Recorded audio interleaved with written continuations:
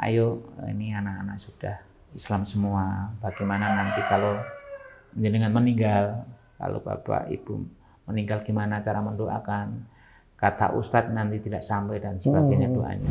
Tahun sekitar 99 itu benar, mungkin 99 ya, itu saya dapat kabar dari kakak bahwa orang tua saya, bibi, paman itu sudah mualaf. Sudah nggak bisa diungkapkan kata, Mas. Begitu. Insya Allah. Gimana tuh? Apa memang itu jadi harapan selama ini Pak Muji dari kecil atau gimana itu? Iya. Dari kecil ya. Tapi orang tua masih ada, Pak? Udah meninggal. Udah meninggal dua-duanya. Meninggal dalam keadaan Muslim tapi. Iya. Maaf ya. Ya, nggak apa-apa, nggak apa-apa. Nggak apa-apa.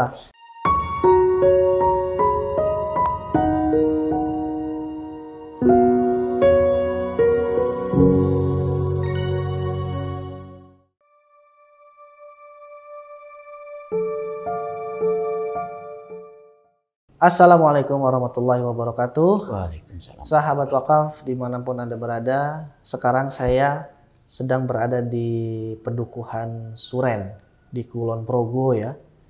Kulon Progo di Yogyakarta. Ini suasananya enak, sejuk ya, Masya Allah. Ketika saya datang ke sini, tapi sejuknya ini memang sejuk yang berbeda ya. Berbedanya itu kalau kita sejuk di AC dengan yang di sini berbeda, karena ini memang sejuknya memang kita lihat di belakang itu banyak pegunungan dan ini bisa dikatakan jauh juga ke kota ya, dari kota Jogja juga lumayan jauh. Terus dari kota, kalau sebelah sini dekat dengan kota apa Pak selain Jogja? Purworejo. Purworejo juga lumayan jauh kan. Jadi menjadi sasaran empuk juga ya. Ya kita tahu lah sasaran empuk buat siapa. Sekarang juga saya sedang berada di rumah seorang mualaf. Cuman mualafnya ini luar biasa.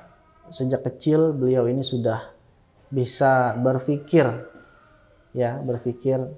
tentang ketuhanan. Jadi namanya adalah Bapak Muji, dan perlu sahabat wakaf ketahui di dusun Suren ini adalah salah satu proyek wakaf sarana air bersih yang sedang dibangun oleh BWA. Yang mana dana pembangunan ini adalah dari Anda semuanya. Dari Anda kaum muslimin yang menonton video ini ataupun yang menonton video-video proyek kami di channel YouTube Wakaf Quran. Jadi memang ini sedang melakukan pembangunan dan alhamdulillah sudah ketemu airnya dengan kedalaman lebih dari 100 meter ya.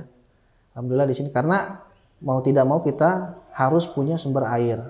Karena di atas sana saya perlu kasih informasi, ada gereja di sana.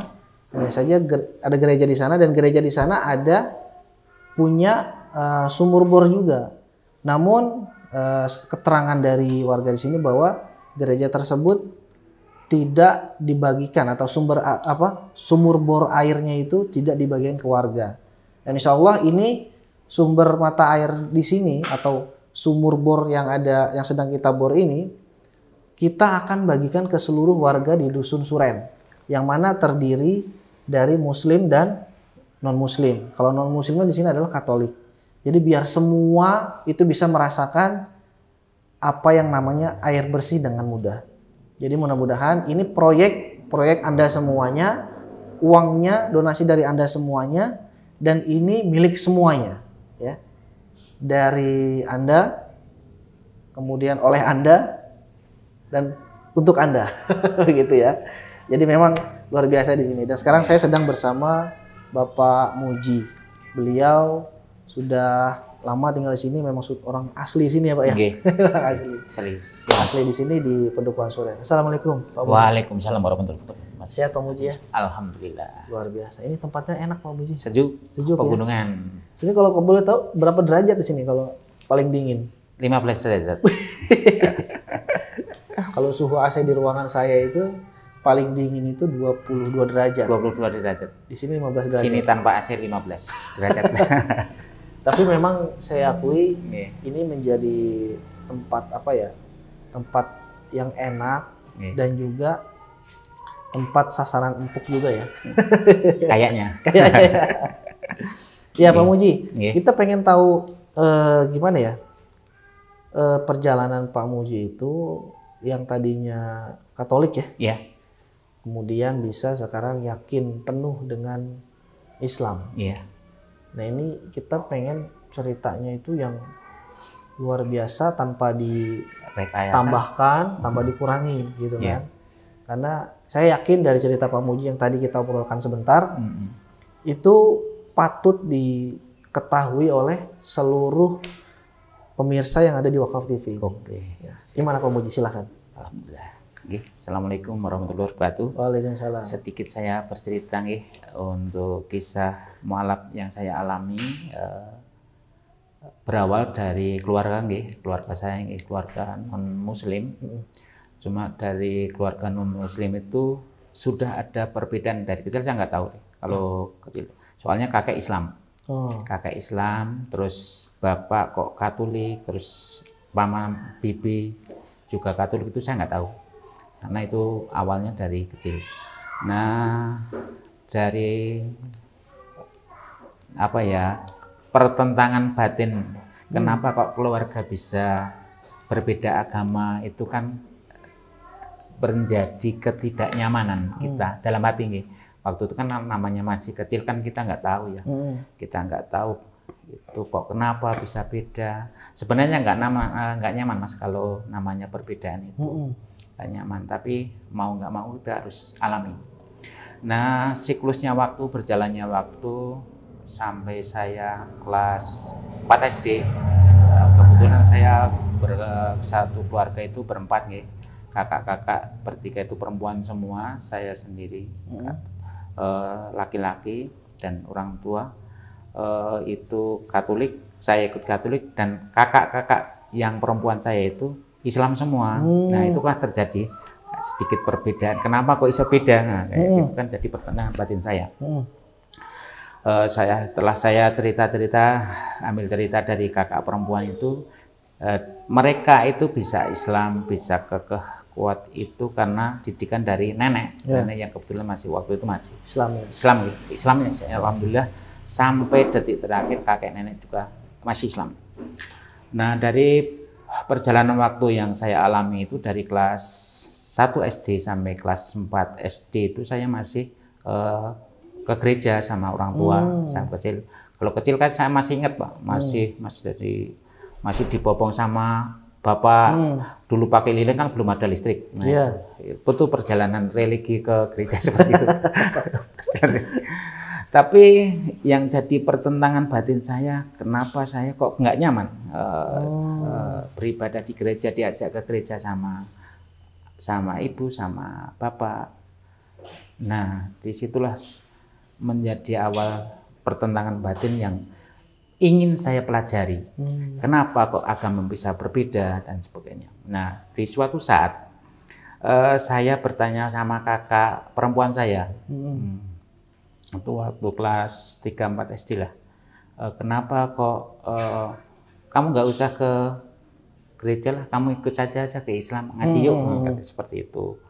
Nah, di situ saya dibilangin kalau Yesus itu bukan, ini kan ngomongnya juga ngomong sederhana Mas, tapi mengena sampai sekarang ini saya masih mengena dan masih ingat betul kalau Yesus itu bukan Tuhan. Nah, disitulah saya mencari cara Tuhan itu seperti apa. Kalau di sebelah sana kan namanya Yesus kan dianggap sebagai Tuhan ya, karena ada Trinitas seperti. Nah, di situ saya mencari Tuhan itu sebenarnya, karena saya nggak bisa membaca Quran, alifat tadi juga nggak bisa. Nah, di situ saya mempelajari buku-buku yang sederhana itu. Ternyata emang di Quran itu diterjemahkan kan emang Yesus itu bukan Tuhan, Yesus itu cuma diserupakan, dan sebenarnya Yesus itu sebenarnya diangkat ke langit. Nah, nanti suatu saat akan diturunkan lagi ke dunia untuk membunuh Dajjal katanya seperti itu. Nah, disitulah mungkin menjadi hikmah perjalanan religi saya, pertentangan batinnya seperti itu. Nah, saya niatkan, wah berarti saya pengen Islam aja lah, dari kecil. Nah kebetulan waktu itu kelas 4 SD itu kan dari kelas 1 sampai kelas 4 itu kan saya kadang waktu pelajaran agama kan ini, waktu pelajaran agama Islam saya keluar sama teman yang Katolik keluar. Terus mungkin dari guru agama itu juga tahu, kebetulan guru agama itu juga saudaranya itu Pak Toto itu juga kebetulan. Terus saya ditanya, J, kamu mau ikut agama apa, terserah, mau Islam apa Katolik, monggo silahkan dipilih. Nah disitulah saya ingat kakak, welingan kakak, nasihat kakak, saya mau Islam aja Pak. Nah di situ awal mulanya, awal mulanya saya. Terus ngikut dari kelas 4 SD sampai sekarang itu ya cuma ya Islam, cuma saya pengen Islam aja. Saya nggak tahu orang juga belum disahada juga siapa. Cuma saya kan ngomong ya belajar kalau namanya orang Islam itu pertama harus baca syahadat dulu, terus sholat sampai rukun Islam itulah. Ya saya namanya tidak dibimbing, orang tua nggak ngerti seperti itu kan. Ya saya cuma syahadat sendiri. Terus mempelajari agama sendiri. Ada buku kan ada buku kecil itu kakak kan punya buku pesolatan segala macam itu kan saya pelajari sendiri. Saya pelajari sholat ini caranya begini saya pelajari. Ya dulunya saya nggak ngeh kepiye caranya, gimana caranya sholat dan sebagainya, tapi dengan tuntunan buku itu memang tuntunnya buku Mas. Saya Ustadz jelas belum punya. Dari buku itu saya belajar, benar-benar saya belajar tentang sholat itu seperti apa, dan yang penting kan Fatihah dulu. Nah, saya prinsipnya itu, yang lain-lainnya belum. Apalagi saya kan belum bisa baca Quran. Nah disitulah dengan sedikit tertatih-tatih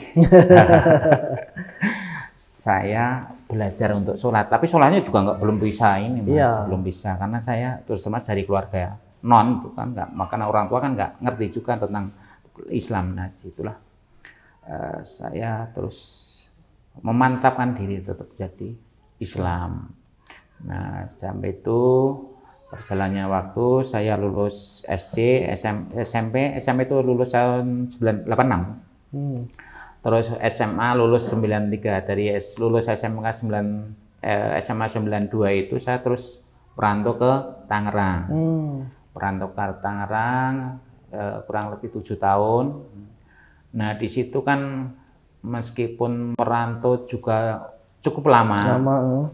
Tapi kan dari basic agama saya juga belum mapan. Mengertinya coba ubud dunia. Dunia itu harus dikejar. Itu. Ternyata salah persepsi yang itu ada. Nah di situ terus saya berkeluarga dengan orang Lampung, terus punya anak.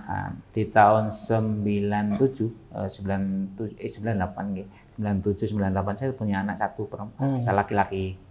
Terus dari situ sekitar umur 1 bulan karena Simbo itu kan di Jogja, terus pengen ngomong cucu, saya tawarin ke Tangerang, saya jemput ke Tangerang dari Tangerang jemput ke Jogja, bawa Tangerang, jemput 1 bulan. Nah di situ kita berbincang sama orang tua Simbo terutama itu, saya bicara pelan, hati-hati, ayo ini anak-anak sudah Islam semua, bagaimana nanti kalau jenengan meninggal, kalau bapak ibu meninggal gimana cara mendoakan, kata Ustadz nanti tidak sampai dan sebagainya doanya.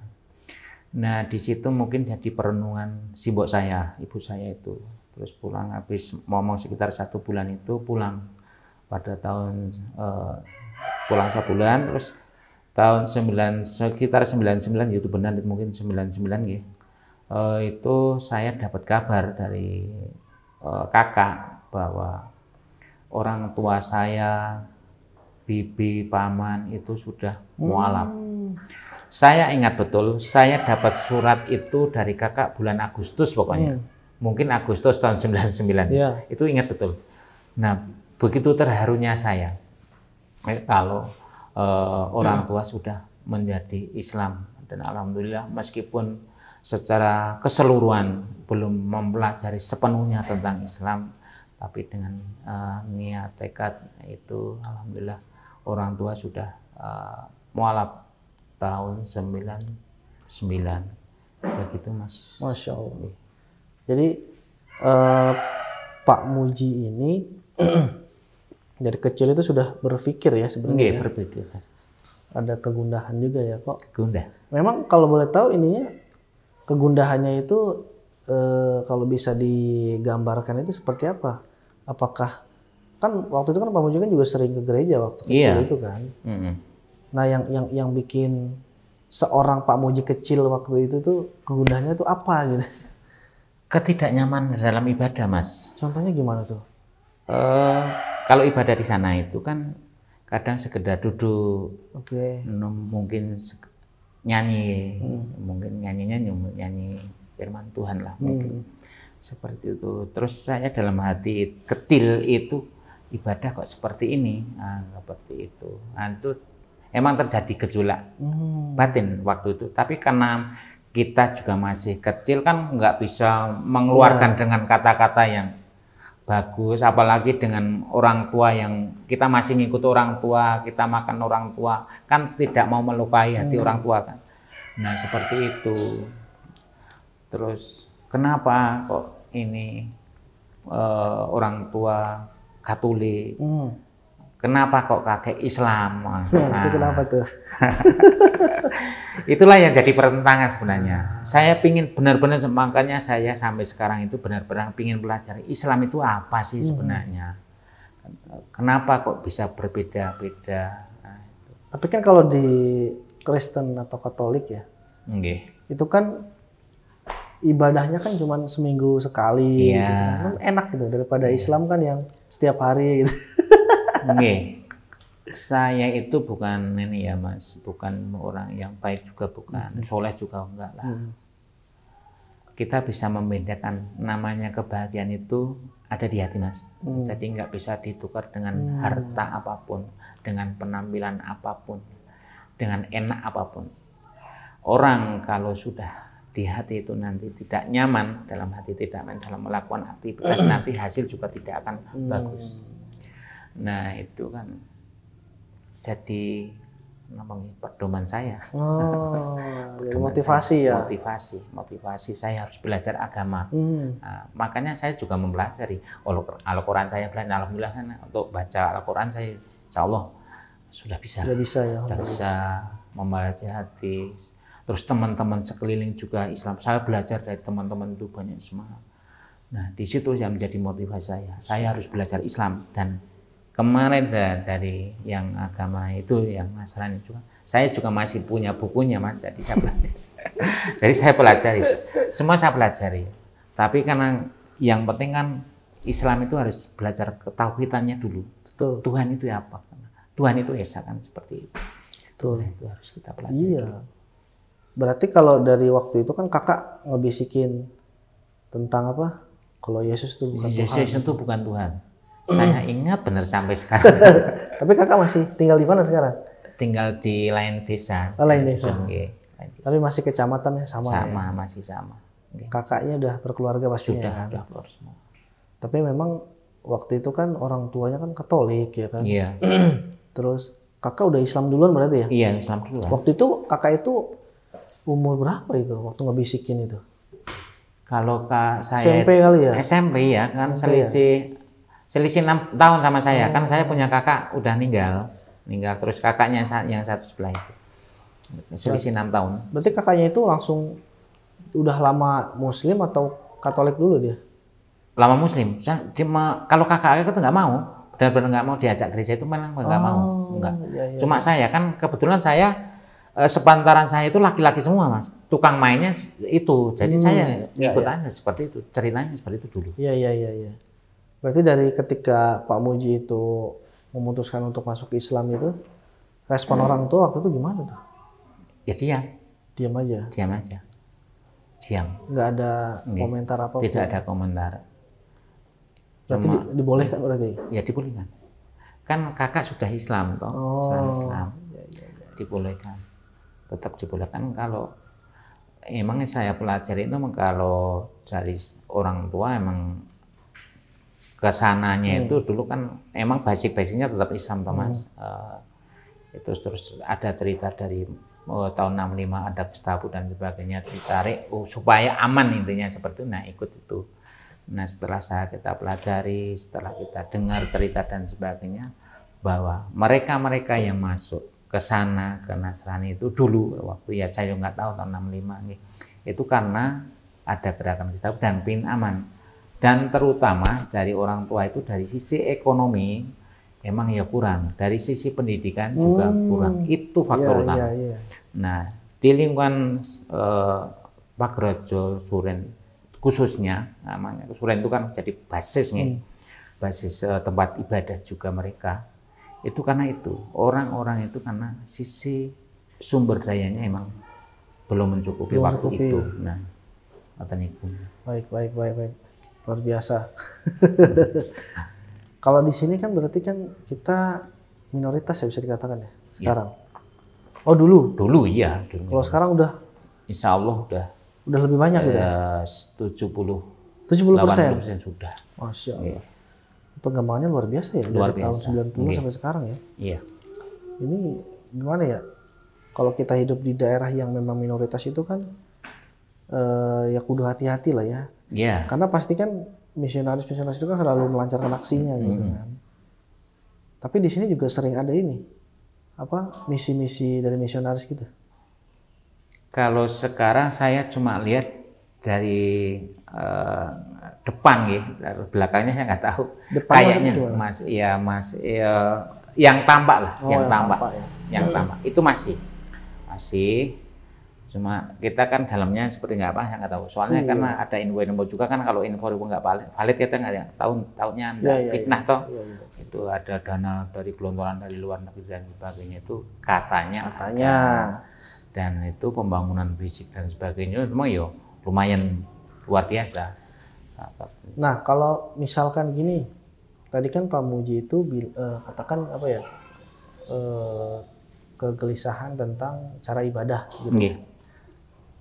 Nah, kalau Pak Muji itu sendiri setelah atau sebelum atau setelah masuk Islam itu konfirmasi nggak sih ke kitab sebelumnya atau ke orang yang lebih tahu dari agama Katolik gitu bahwa Tuhan itu ya Yesus kalau menurut mereka gitu kan. Nyari tahu nggak kayak gitu? Enggak ya. Justru waktu itu kita malah justru larinya membaca buku Mas. Kalau sekitar tahun 80-an itu kan masih orang kalau kutu buku itu kan bagus karena media sosial dan sebagainya kan belum ada. Listrik aja belum ada. Betul. Nah itu justru dari buku itu yang menjadi pedoman saya. Dan saya tidak konfirmasi ke mereka karena saya akan meyakini ini mungkin inilah jalur yang harus saya tempuh. Dan itu saya belajar. Itu belajar ya? Iya belajar. Itu buku apa aja tuh yang dipelajari waktu itu? Itu justru dulu itu waktu itu cuma ini Mas sholat itu. Buku tuntunan sholat. Tuntunan sholat. Terus ada kan saya pernah pinjem kayaknya lupa saya. Pinjem waktu perkataan kakak yang masih terngiang-ngiang sampai sekarang itu kalau Yesus itu bukan Tuhan, itu saya cerita apakah benar dengan Ustadz dengan Pak Guru itu tanya saya apa benar Pak ya seperti itu. Terus sama Ustadz dijelasin. Iya. Masya Allah. Nah dari itulah pengajian saya kan cuma tanya-tanya sama yang mengerti, Ustadz dusun saya tanya apa benar. Iya, kalau udah dipercaya kan Ustadz kan otomatis dipercaya teman. Betul. Ya, disitulah saya percaya. Masya Allah.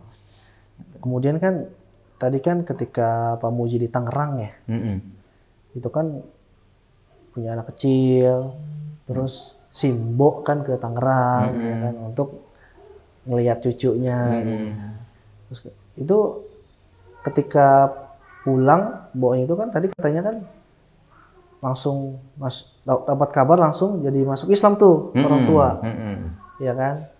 Nah ketika Pak Muji tahu orang tua itu masuk Islam, itu gimana perasaannya tuh? Sudah nggak bisa diungkapkan kata Mas. Begitu. Insya Allah. Gimana tuh? Apa memang itu jadi harapan selama ini Pak Muji dari kecil atau gimana itu? Iya, Dari kecil ya. Tapi orang tua masih ada, Pak? udah meninggal. Udah meninggal dua-duanya.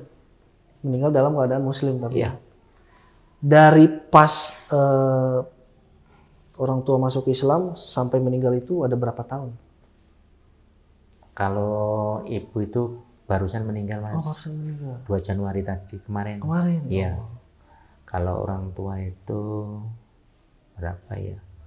Tahun 2008-an. 2008. Iya.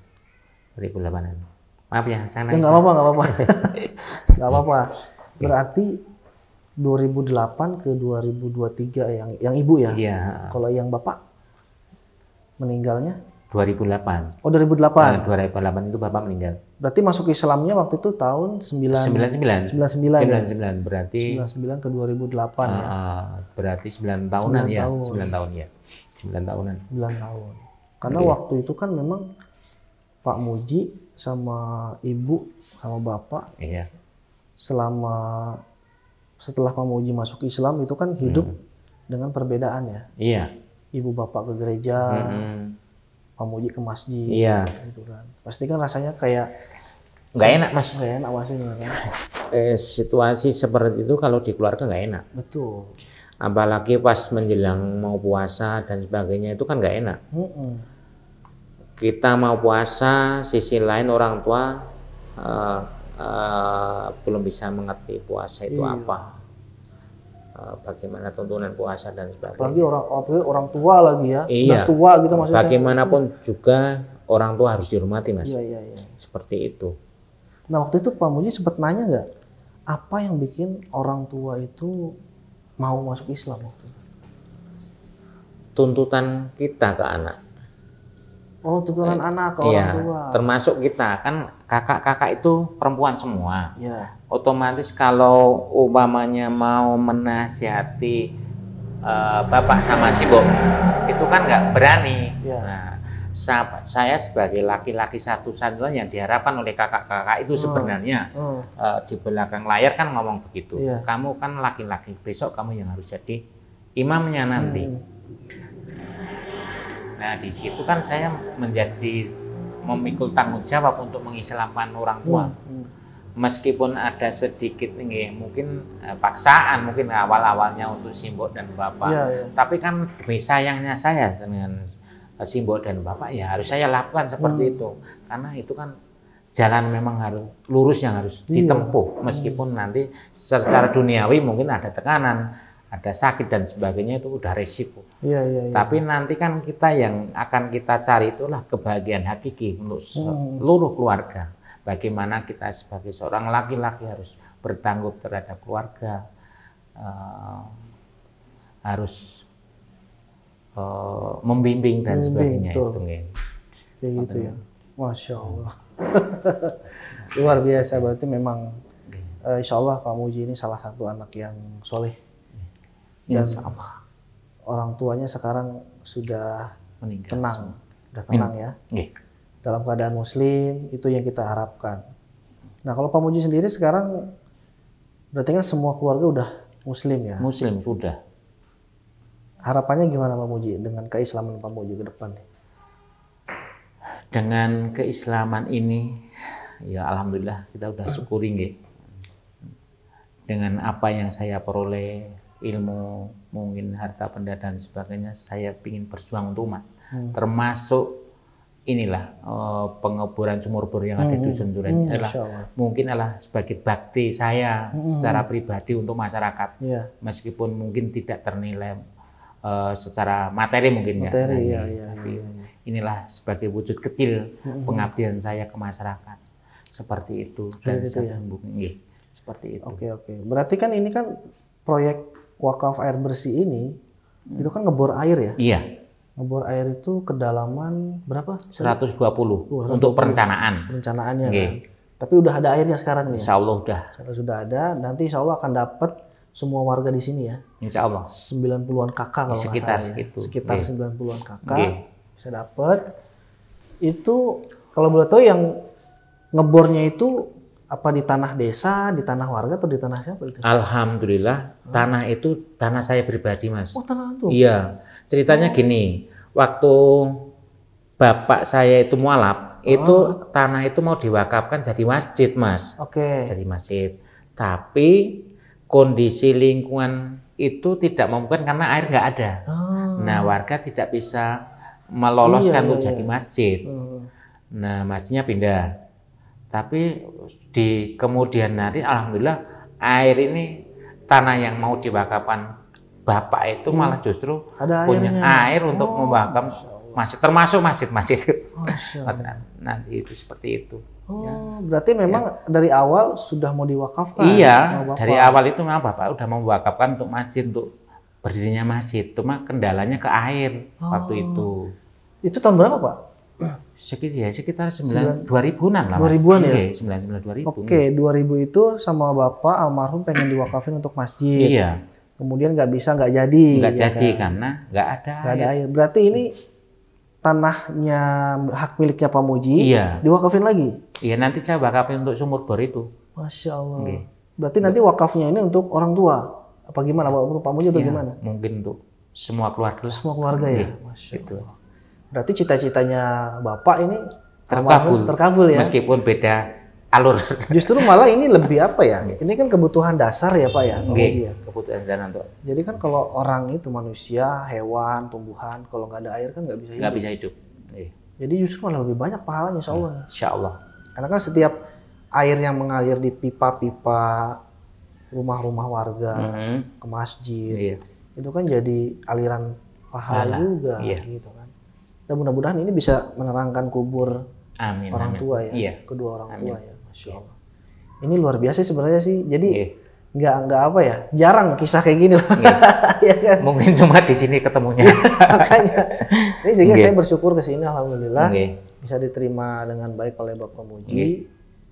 Dan insya Allah ini jadi kisah yang bisa memotivasi orang yang Muslim itu untuk bisa semakin giat lagi beribadah, bersedekah, berwakaf seperti Pak Muji ini kan.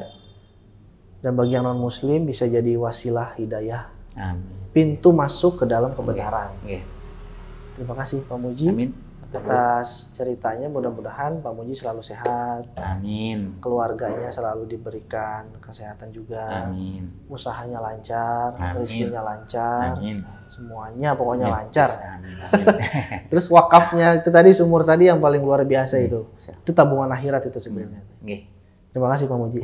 Matur nuwun, kami-sami. Ya. Baik sahabat wakaf, alhamdulillah luar biasa Bapak Muji yang seorang mualaf yang terganggu pikirannya dengan ketuhanan yang ada di dalam Katolik. Ayahnya setelah masuk Islam, karena harapan dari Pak Muji setelah Pak Muji masuk Islam adalah kedua orang tuanya masuk Islam.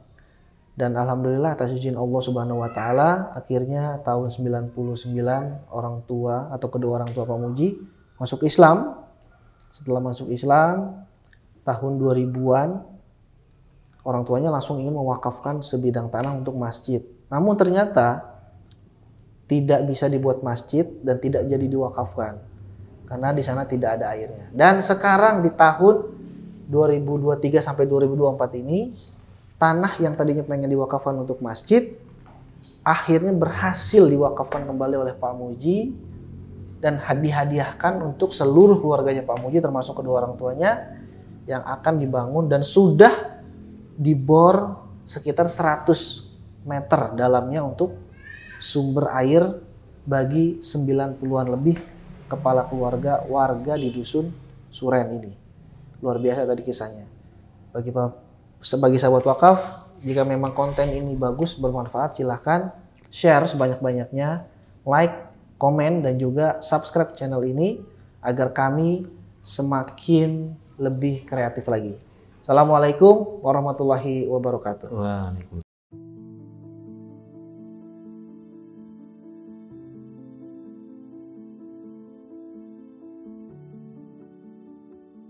Pada saat ini kita berada di lokasi pengeboran di titik kedua, yang mana pengeboran ini sampai saat ini berada di kedalaman kurang lebih sekitar 30 meter dari rencana pengeboran 120 meter. Jadi untuk tahapan dari 18 meter itu sudah sampai pada tahapan batuan keras seperti yang sampel yang saya ini dari Matabor yang kita angkat. Kemudian sampai ke 120, insya Allah mungkin sudah mulai tanah lunak.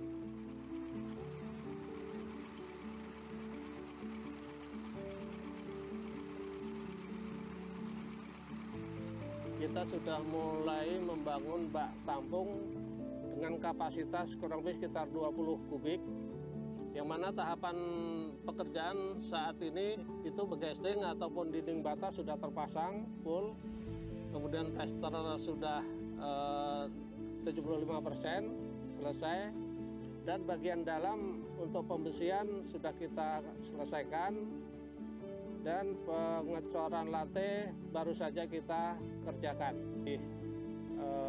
Banyak yang harus kita kerjakan, terutama untuk pemasangan meteran air yang ke rumah-rumah. Saat ini baru selesai kurang lebih 50 rumah dari rencana 75 rumah.